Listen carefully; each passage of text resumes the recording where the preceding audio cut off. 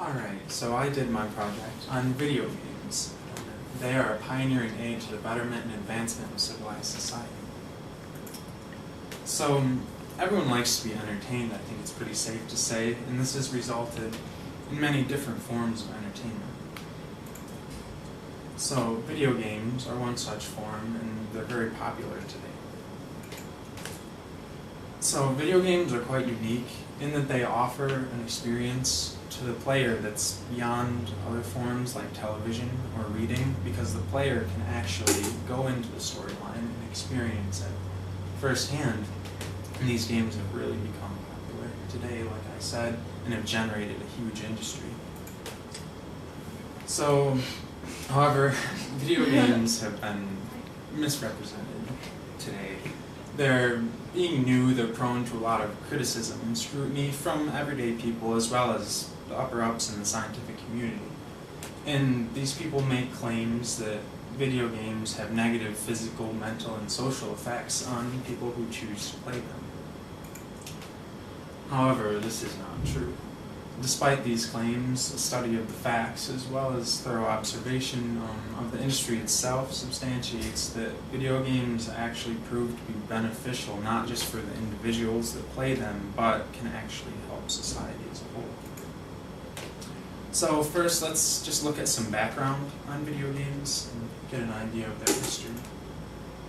So no one is 100% sure who really invented the first actual video game, but we know that they showed up in the 1950s, and these first games were very low quality and they were basic, and as you can see here they were bright colors with blocky graphics, and they were still cool and interesting and you could play this, but they weren't something you would really dive into and spend hours and hours doing like you can nowadays. So this is an example of one of credited as one of the first video games, and it's Pong. And Pong was a console game that plugged into your TV, and it's a basic simulation of table tennis. You can see how it works there. So, however, gaming really changed in the 1990s. There was a revolution in the way people not only looked at games, but the way that they were marketed and produced. And this is credited largely, not strictly, but largely to one game. And that game was called Doom, and it really had an enormous effect.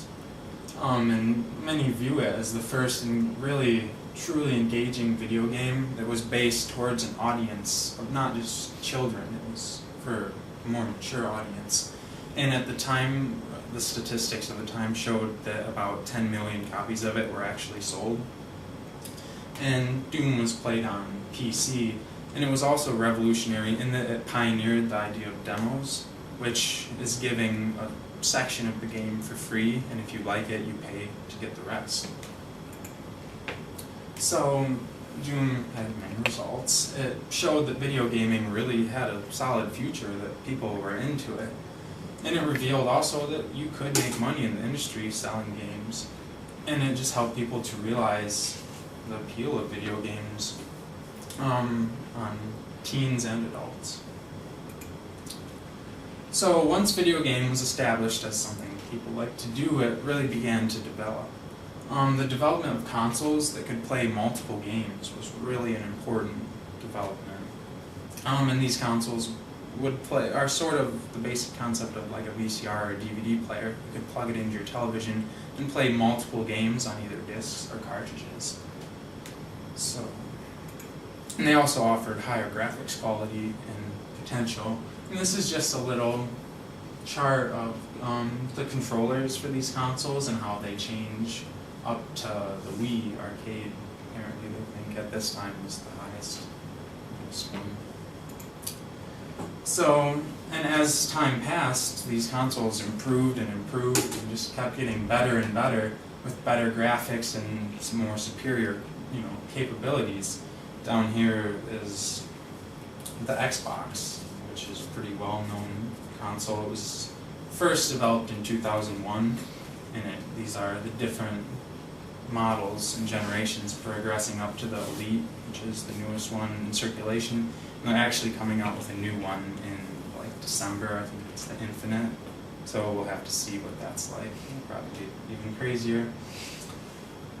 So, and this is just a compilation of some pictures from these new games, just for any of you who have never played a game, to give you an idea of really how amazing these games are with their graphics and how it can really put you into the game.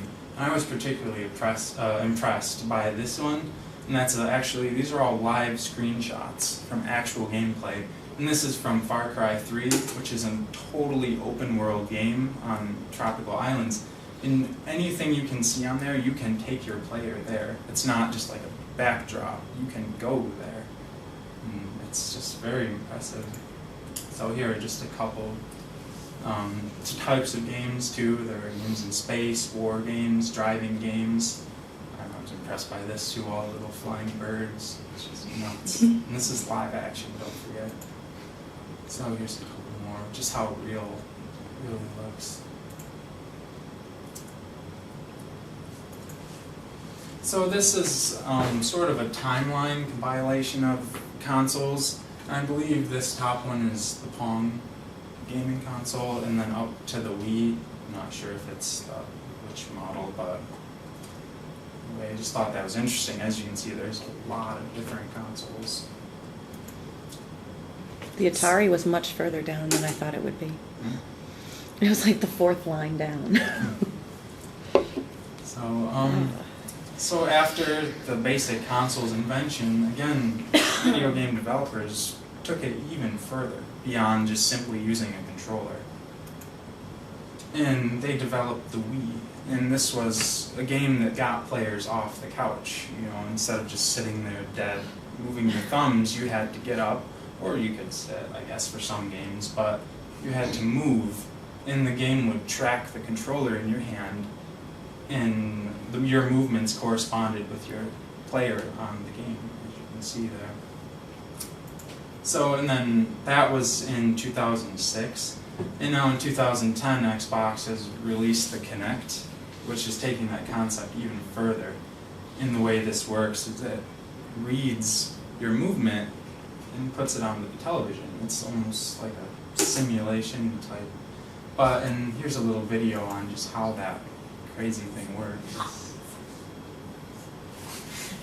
I don't have the volume on over there. You gotta wait.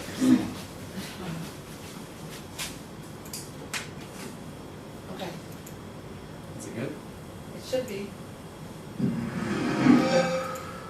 We all know the Kinect sensor can detect where and how your body is moving. I mean, that's how you're going to have great new gaming experiences like Kinect Adventures or Dance Central. But what I want to know is, and I'm sure you do too, is how does all of this work? I mean, how does a sensor read where you are and how you're moving? Well, let's find out. So there's a bunch of things going on under the hood. Like essentially, the Kinect sensor analyzes the room it's in and figures out what things are in the room, how far they are from the sensor. And if you look at that data, what you basically see is a bunch of 3D blobs just around the space. And then it's the Kinect software's job to analyze those blobs and figure out where the players are, where the player's head is, and where the hands and feet are, etc. And then construct a 3D skeleton for each of the players from that data. We try to do continuous tracking at all times, so it's one of those things where there really isn't a starting and stopping except when we enter the field of view. So we try to figure out anything that's human-shaped in the environment and track it. The main advantage with this is that's how we get some really nice turn-taking to take place, things like Kinect Adventures, where you can have many people in the environment and we track the two people that are actually playing, but we understand who else is in the system. It's using the information on the console itself. It doesn't actually upload that information to our servers or anything. So I mean, it's basically figuring out where the players are. It's constantly tracking you, but it's just sending that to the game that's running. So the game can choose to use that or just not use that, and then the information is gone right there. The Kinect sensor transforms your movements into information for the title, into the skeleton, by starting with the depth. So the depth we go through and we remove all the extraneous information, all the background objects, all the things that aren't that particular player. So you can go through and do volume calculations, you can do all sorts of other information based on what the actual depth is telling you. And we use that to figure out where your bones are in relation to the actual body, so that then you can know where the hands are, where the elbows are, shoulders, all the joints that you think of a basic skeleton, so that the game can give you very good feedback on what is really happening. You know, when you actually put your hands somewhere, we know in 3 space where it really is, rather than in relation to something else. Kinect games and experiences are designed with the goal of being either standing up or sitting down. So you don't want to try to play a standing game while seated, because it just isn't designed for that. But for the games and experiences that are designed for seated play, the principles are pretty much the same. You want to make sure that the sensor can see your body very clearly. So if you have a very fluffy couch, for instance, you might want to just sit up a little bit so that the camera can see you more clearly. Well, Kinect can handle a lot of different kinds of clothing types and variations, but in general, it's best to wear clothes that are fitted. You know, anytime you wear something that's baggy, it becomes a little harder to see the exact movements of the body, and that goes for clothing as well as different kinds of hair. So if you have very big or loose hair, you know, it's better to maybe tie it up so that it's you get a clearer view of your upper body. That said, we do a lot of work in order to be able to work through momentary confusion, through continuous confusion, in order to be able to give you a fairly good skeleton out. Kinect does a lot of work to track all the players, and one of the things that can happen there is occlusion. If someone steps fully in front of someone else, obviously we can't see their skeleton, so we can't actually track anything there. We do remember certain things about where people were, what they looked like. That's where the identity system comes in to help a lot. But you do have to keep in mind that if you do want 2 people to continuously play, playing one in front of the other is not going to work very well. So you just want to make sure everyone has enough room to be able to play the game without hitting or blocking each other. So for adults, you probably want to have them stand about 8 to 9 feet away from the sensor. And if you have a young child, they might need to stand a little bit closer to be seen more clearly. In which case, it's probably best to have them stand a little bit off center so they don't occlude the person behind them.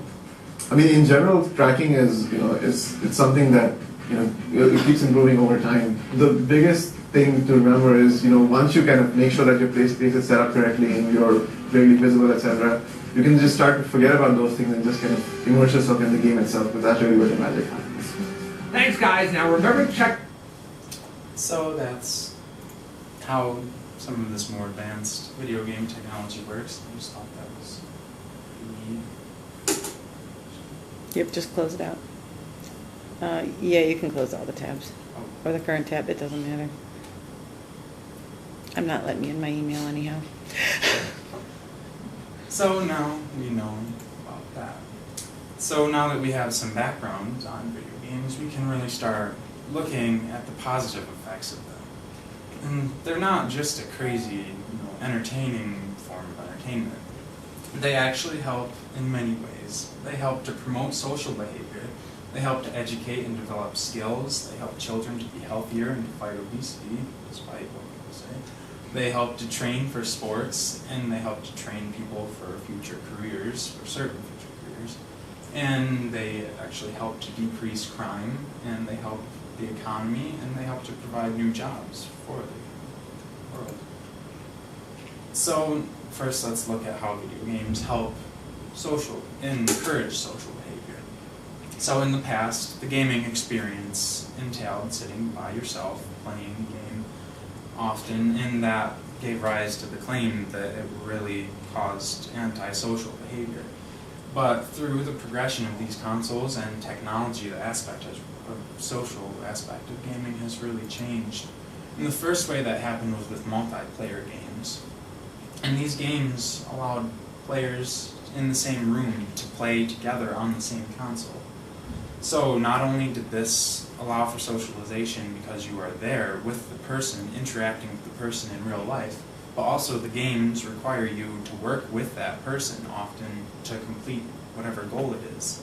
So the second way is through the internet. And internet has really changed gaming and the way people interact with it.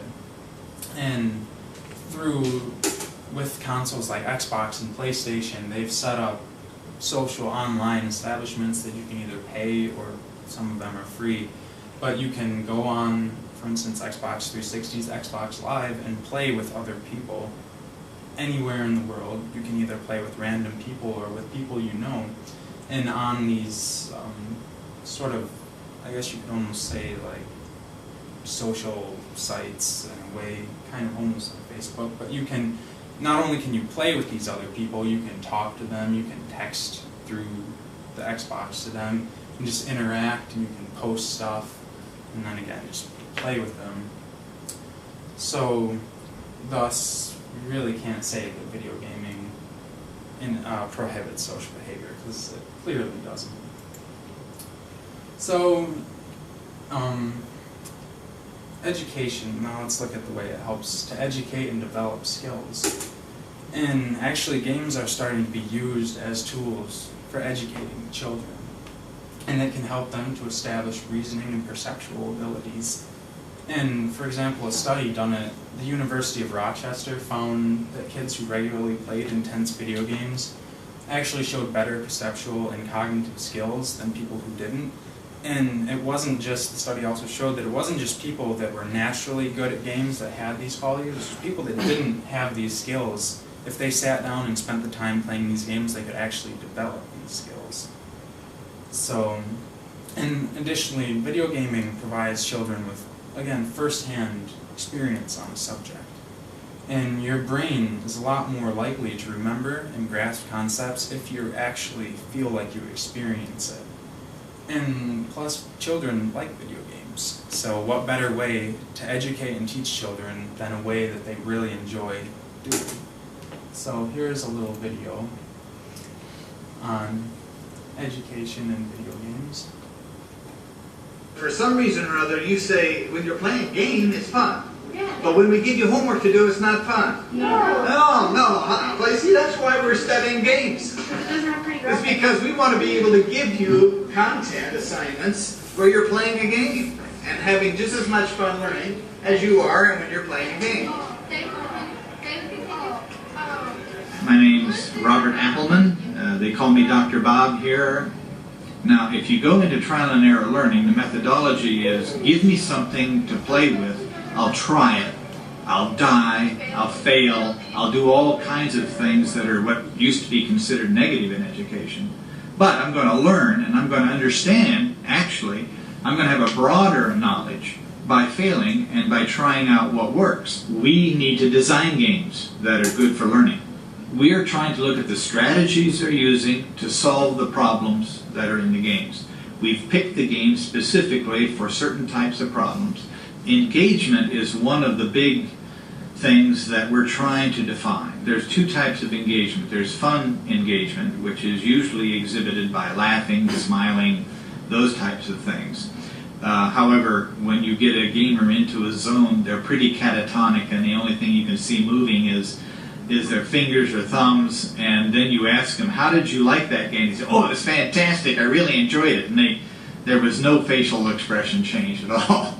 But the Wii is one thing that is changing some of that. They have to get up and move around.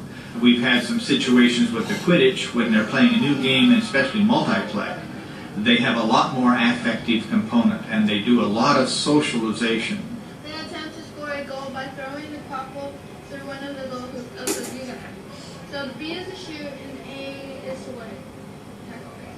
Tackle. Wait, B is to shoot and A is to tackle? B is to shoot. B is to shoot and A is to tackle. Yep. Go. B. Come on. Tackle. Wait, what's tackle? What's tackle? A is to tackle. The world is quite different, and our generation doesn't understand it at all. Even the generation that followed us is still kind of brought up in the old mode, and so they aren't necessarily what you'd call gamers who might try to play. This is the only department that is doing empirical research on gameplay in the world. Hopefully we'll be known for that. Hit the B button. As you can see, games are starting, this is a little older video, but games are starting to be used in education, and it's being studied. So even games that aren't being used in schools or aren't specifically designed to educate a child or a teenager actually often contain historical educational value. And a couple of these games, for example, and these are just games sold by companies just for entertainment value chiefly, but they also, again, take you back in history to these times. And for instance, the Assassin's Creed series, there's a bunch of these games, I forget how many, but the gamer plays as these characters in different points in history, at pivotal points in history. Like it starts in the Crusades, and you progress up through the Renaissance, and then even up to the Civil War. And although your character in the storyline is historical fiction, you actually interact with real events in history and real people. And to progress in the game, you often have to read accurate character bios on these real people, and it just sticks in your mind because you feel like you've been there and experienced these points in history. And it really gives you a feel, because these are very accurate games. As you can see, they recreate the world at the time the game is set in. So another example is video games that are about war, like the Call of Duty series. Again, your character is fictitious, but you still play in real battles and learn about the wars and actually get to feel what it would be like to be in these situations. So video gaming actually provides health benefits, and this is them testing a child as he's playing games. But again, new consoles are providing children with entertaining games that increase activeness and physical health, but they also have an effect on your mental health. And actually, on the physical aspect, these games have been integrated into gym class, which I'll touch on later. But right now, this is a video. The music is kind of annoying, so I can mute it or turn it down if you guys want. But, oh, it's a video. An ad, I was gonna say. That's not what I wanted.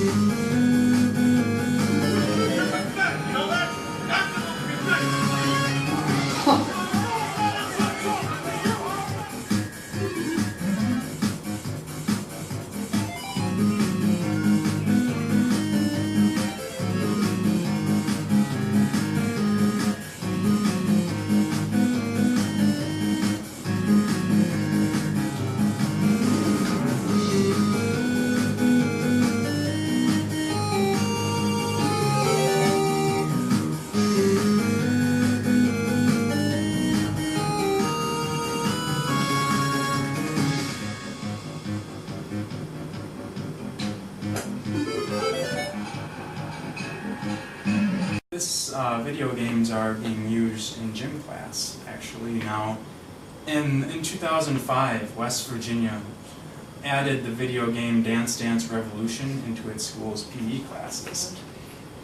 And the game targets students' coordination, stamina, balance, and raises their confidence in gym class. And additionally, gets them moving and gives them exercise. And this whole thing they've been doing, the result was it showed that kids who participate in physical activity via these video games during the school day show an increase in concentration, and their ability to learn increases as well. Not to mention they really do something enjoyable and exercise at the same time. So, obesity is one thing. People make the claim that video games cause obesity. So first, let's look at what obesity is. I mean, it's an increase in body weight caused by excessive accumulation of fat. So playing a video game cannot make you get fat. It really cannot. It's irresponsibility and laziness that does. So, again, the act of playing a game won't make you fat. It's when you spend so much time playing this game that it interferes with parts of life that you should be active in, like exercise, for instance. And also, when you just sit there and eat while you're playing, that's not good either. So,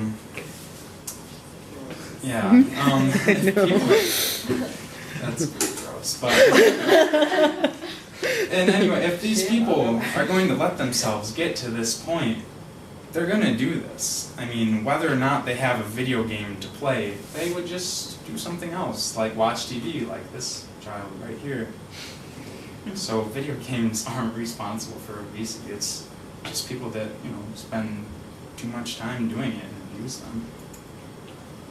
So, moving on from that, video games are used nowadays for sports training. And they help people to be better athletes and to train. So many of these games instill qualities and talents that will significantly aid in instructing children how to be better athletes and team members. And there are games that are specifically designed to accomplish this.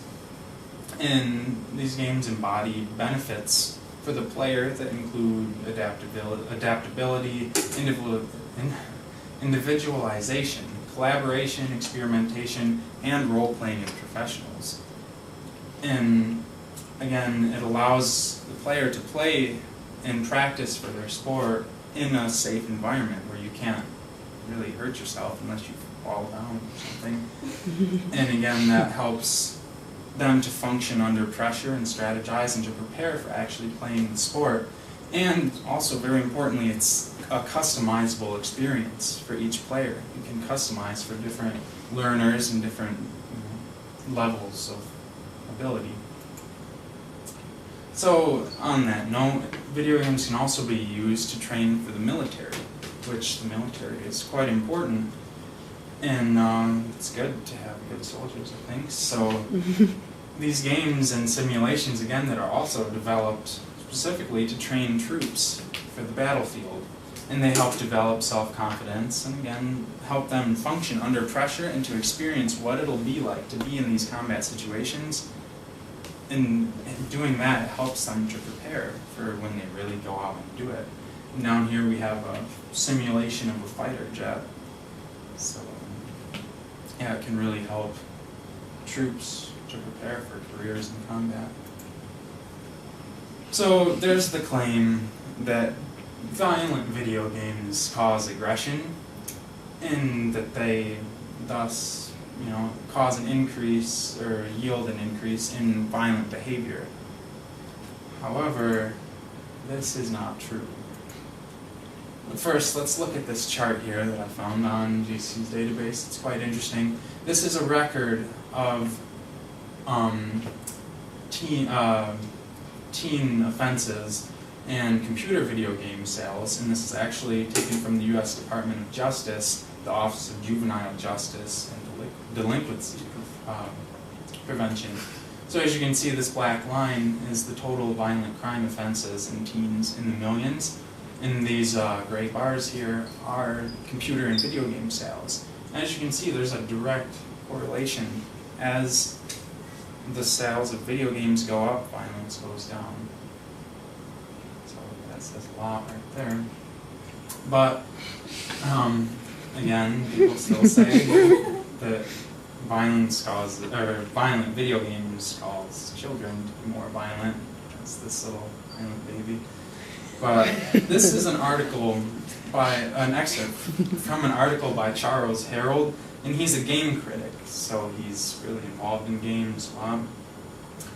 And he says, in the minds of some, video game violence has superseded television violence and satanic rock lyrics as the #1 threat to today's children. It is video games, rather than easy access to guns, the glorification of war, or a culture that uses violence as the first resort to resolve conflict, that makes us savages, or so I am informed in an occasional anger email message from a reader after I write about a particularly violent video game. I could argue the point. I could mention the theory that video game violence is cathartic, that it has led to a decrease in violence among youngsters. I could suggest that studies showing a short-term rise in aggressiveness in children after they play video games are meaningless if there is no comparable study on short-term aggressiveness after they play football. And that's a very good point, is why would playing a video game have any different effect on the mind of a child than suiting up in armor and actually physically going out on a football field and smashing other players? So really, there's no way you can say violence is worse. I mean, violent games. So the truth is that video games have become a scapegoat for, in a way, a thing to blame for the way children are today. I mean, really, you can't pinpoint video games.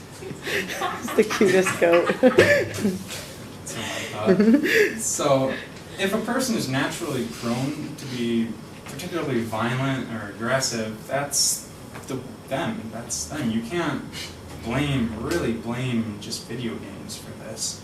And again, individuals feel the need to blame someone or something for the bad ways people are, and video games are simply the victim of this mentality. Here's another really good excerpt from Christopher Ferguson's article, Video Games Have Become a Scapegoat for Violent Behavior. He makes some really good points in this. He says, "I don't know how it came to be that we, as a culture, ceased holding people responsible for their actions. How did we come to feel that we are programmed like machines? How did we come to embrace the brave new world not as a dystopia, which is like..." It's a book, yeah, a bad utopia. Yeah. To be feared, but as a panacea for all of our human guilt, and that's a cure. When a man or woman picks up a weapon and premeditates the end of another human's life, it is not because he or she was programmed by a video game, but because that individual made a conscious choice not to play a game, but to kill.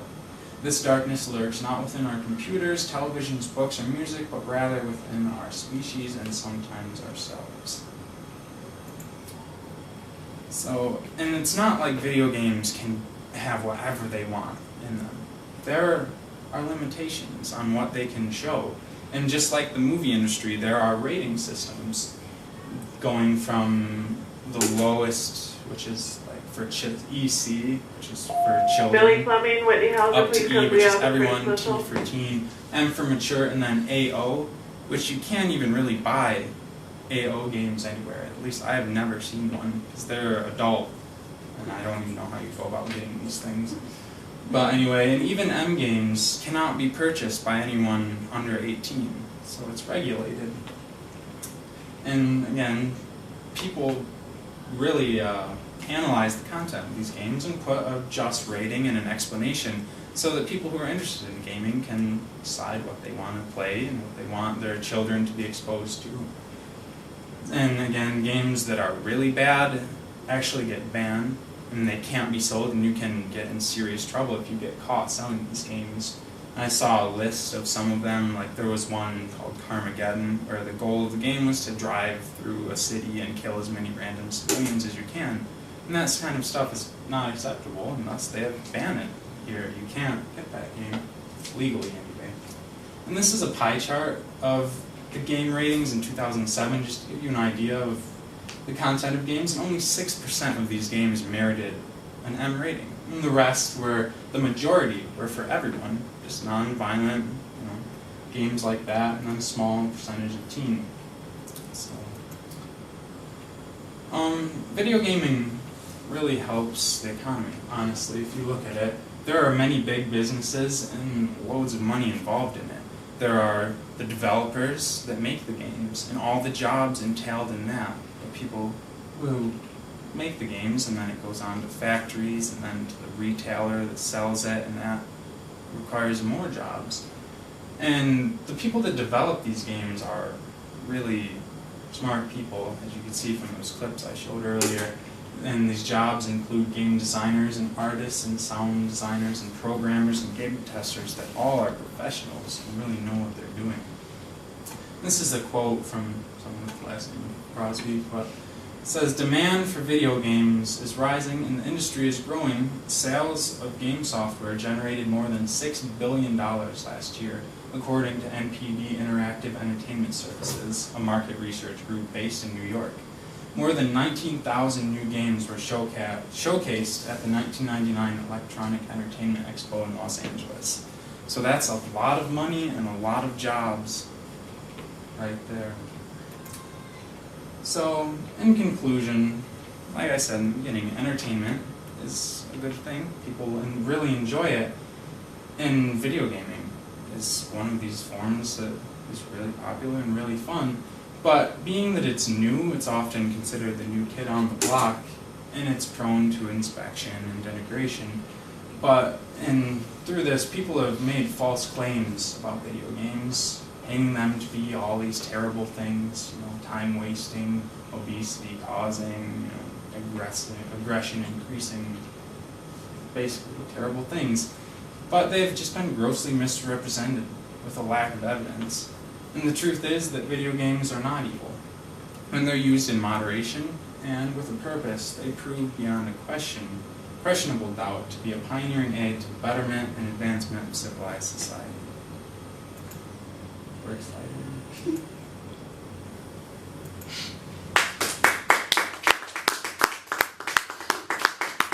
Any questions for him? What's your favorite video game? What's my favorite video game?